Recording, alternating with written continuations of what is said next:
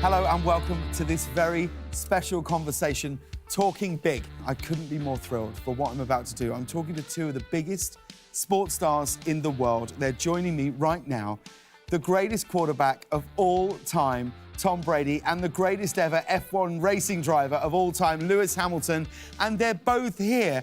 How are you, gentlemen? It's such a pleasure to welcome you both. Thank you for being here. Thanks, James. Lewis, love seeing you, obviously. Yeah, great to see you. Have your paths crossed with each other before? Yeah, Tom and I, we've met multiple times and been in touch for some years now. Sometimes I message him, trying to secretly get a bit of advice. Well, this is great. This is fantastic. Now, look, you have so much in common, yet your sports are completely different. What similarities do you think you two share outside of being, frankly, for my liking, too good-looking to be athletes? Like, Lewis, when you look at what Tom does, do you see any similarities? I do. I mean, I watch really closely what Tom has achieved. Some of the things that Tom does in his training, how he prepares himself, how he conducts himself with his team. There are so many things that you can take from watching a great athlete like Tom that you can then apply it to being a better athlete yourself. And, Tom, do you look at other athletes like Lewis? Is it inspiring? Do you see any similarities in his dedication as an athlete? Yeah, I mean, Lewis was, from the time he was a teenager, you know, one of the real prodigies of the sport. And Lewis, already trained this morning for, 10, 12 hours, something like that. How many other people are doing that? That's why he's the greatest Formula One champion of all time. Just hearing you say that, Tom, made me think about that, and I hope I'm getting this right. Lewis, when you had won, I think you won a go-kart tournament, and I think you were certainly under the age of 12 or 13, and you went up to Ron Dennis, who I think was running the McLaren team at that point, and you said, "Hi, I'm Lewis Hamilton, and I'm gonna race for you one day." And then, Tom, am I right in thinking that when you first signed your professional contract, you said to the owner of that team, "I'm going to be the best decision you ever made"? Is that true? I had said that to the boss of my team, and he tells the story a little different because I said, "You'll never regret picking me." Now, I think he doesn't quite remember the same way, but that's how I remember it. But I guess the point is there was a confidence, that you got to have, and you obviously, I always tell my teammates this, you have to believe in yourself before anyone else believes in you, because when you get around your teammates, they're going to look in your eyes, and those eyes are going to tell them a story. And if you look like you have confidence and belief in yourself, they're going to believe in you, and they're going to believe in themselves. So that's the point is, I think for me, I had a young age, I thought, okay, I know I can do this. I had a lot of training, and I was prepared, and I knew when I got my opportunity, I was going to take advantage. So I was very fortunate to get the opportunity, shortly thereafter. I don't know how it's been for you, Tom, but in my life, absolutely everything that's happened, it's been something I visualized or dreamt of, and I was, just gave everything to get to those places, of course, with a lot of help from great people around me. I had a vision and that belief in myself, which enabled me to get it. And of course, going back 10, 15 years, you could have never imagined that those things would really come true. And to the boss, 10 years later, he gave me a deal, and I won the world championship for him 10 years later. So it's crazy to hear that's something similar to Tom. So much of both of your sports are about the significance of perfect timing. Tom, talk to me about the significance of perfect timing in a football game. I think when the timing is on your side and the rhythm's right, you got to stay there. And you got to find ways to maintain that. And that's hard to do because there's a lot of external forces coming at you, because usually you have an opponent who's trying to do the same thing. When you're out of rhythm and your timing's off, a lot of people still just charge at the same tempo. And I always think that's a good opportunity to actually slow things down. And hey, where are we at? How do we reevaluate this? You get into a game and the first half of the game doesn't go the way you want. Well, you got to change the rhythm, change it. And then once you get it, then you keep it. When I'm watching the game, Tom, how you're finding someone and then split-second decision you take. It's very, very similar, I guess, and I guess I can relate in the split-second decisions I have to take in the races. And it is about getting into that rhythm. I know both of you have a shared love of watches. Lewis, what is it about watches that you love so much? I've always been into kind of mechanics. To start as a kid, I was always taking things apart and rebuilding them. When you look at one of these watches and there's 500 pieces all put together by one person, the craftsmanship, I think, for me is fascinating. Plus, you know, the pieces obviously are tiny. I remember getting my first watch. It was from Argos in in England, and the watch was like £6, and that I remember saving up for that watch, and it was my, you know, I went to school and I felt really proud. I used to wear it outside my blazer, and I thought that it elevated me. What about you, Tom? When did you first discover your love of watches and what they represent? Certainly for men, there's not a lot of jewelry that we typically wear, and it does, Lewis said it perfect, it elevates your look.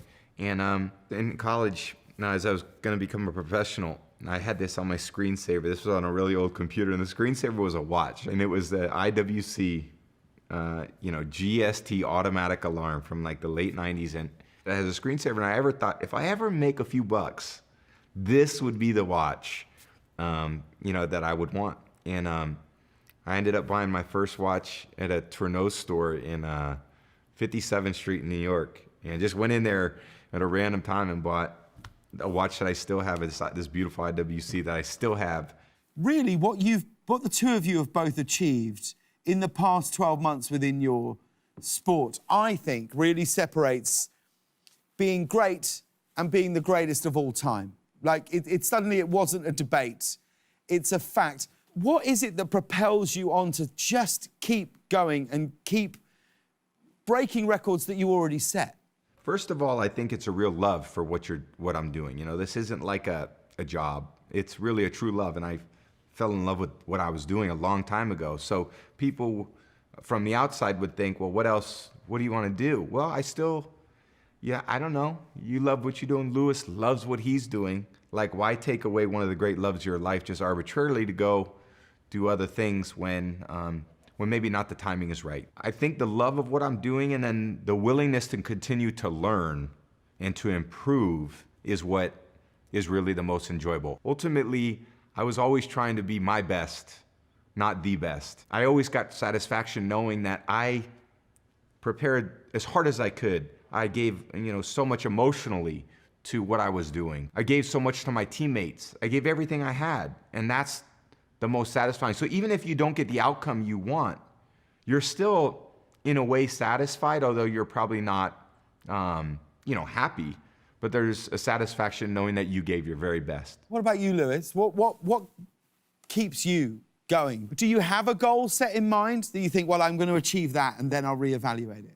Probably when I was younger, subconsciously, there were goals. The first step was just getting to Formula One, and then the next was, okay, I'm here, I would love to get there, and then, I reached that point, and then it's what was next. And that early journey is it's about your mission, and then very, very much kind of your soul kind of goal. But then when you get, for me, when I've got further along, realize I'm a part of a huge team of over 1,000 people. How can you elevate? How can you lift other people? And it's a strange process going from being young in your teens where it's all about your success to then seeing it being about a larger group. Let's talk about superstitions, okay? I've never met an athlete or a sports star who doesn't have some. Talk to me about your superstitions. Do you have any rituals that you do before a game or before a race that you feel bring you luck? Tom, do you have anything? This is the first day you've met someone that doesn't have superstitions. So I don't believe you. I don't believe you. It's over. Really? There's none. There's nothing. I really Same here. No. Not superstitious at all. You don't lace your shoes in a certain way. You don't do one glove on, next glove. Nothing. Hey, if that's the reason why we're in a losing, we are screwed because this leg, this pant first, and this color, and this, wear this, thing. Tom, did you ever have it? Did you ever have superstition? I didn't. So I did when I was younger. I think I must have been 10 or 11, and my brother gave me this a conker, and it was my lucky conker. So I put it in my suit, and I don't know what happened to the damn thing. It came out my leg, trouser leg or something. I lost this conker. And then I had a lucky pair of underwear. My mum shrunk them. It didn't get till I was 17 or 18, and I had a sequence of how to get, so I was getting dressed, right sock first, left sock, all these steps that I would take. And I remember I got in the car, I was in Germany, and I'm about to start the race, and my helmet wasn't done up. So I missed one of those elements of these steps that I had made crucial to getting the job done. And I remember I crashed, several seconds later. And after that, I was like, this is ridiculous. This is all in my head. And I got rid of that. And now, like Tom, I don't have any of those things. I think we probably create those things in our minds.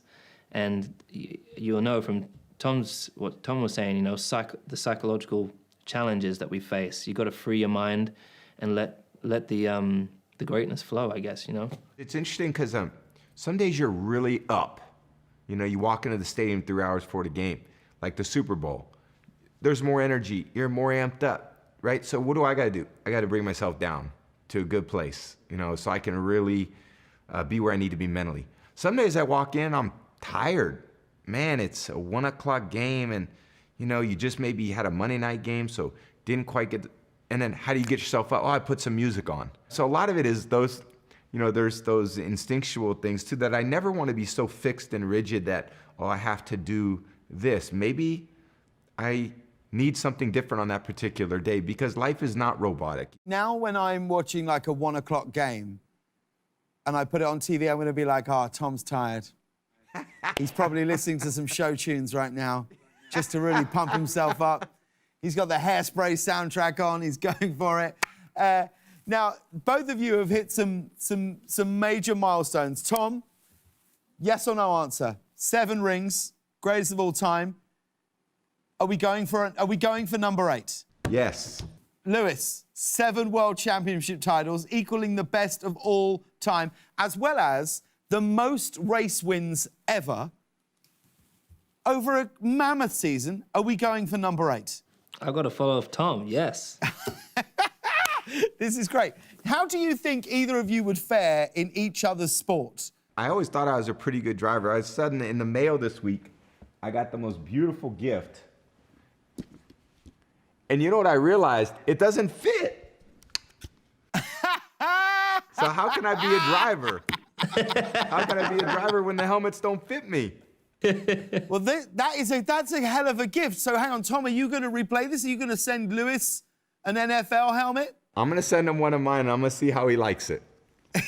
But I think we could get Lewis in there for a few plays. I think I've seen his athletic ability. He's pretty talented in a lot of areas. I think he could do some things on the football field. I would run the opposite way. Seeing those guys the size that they are, no, I don't know if I could do it. No, I actually think, Lewis, you'd be good making those runs because you're so good at anticipating danger. I got short legs. The RPM of my legs are gonna have to be super high. Now, I wanted to play a quick game of true or false, okay? We're gonna pit you against each other, okay? You both know how to dominate your respective sports. Now we're gonna find out how well you two know each other. So what we're gonna do, we're gonna put 60 seconds on the clock. Yeah, you need your game face. This is it. This is serious. This is the biggest tournament either of you will ever be part of, okay? So we're gonna put 60 seconds on the clock, and we're going to have a knowledge test with a simple true or false, okay? Tom, you're going to go first. These questions are all about Lewis Hamilton. And your time starts now. Lewis can lose around 8 pounds of weight during a single race. True. It is true. He lost as much as 10. That's my new diet. Okay, true or false? Hey, quit wasting my time. I'll add 3 seconds. Lewis has won 90 races during his career. True or false?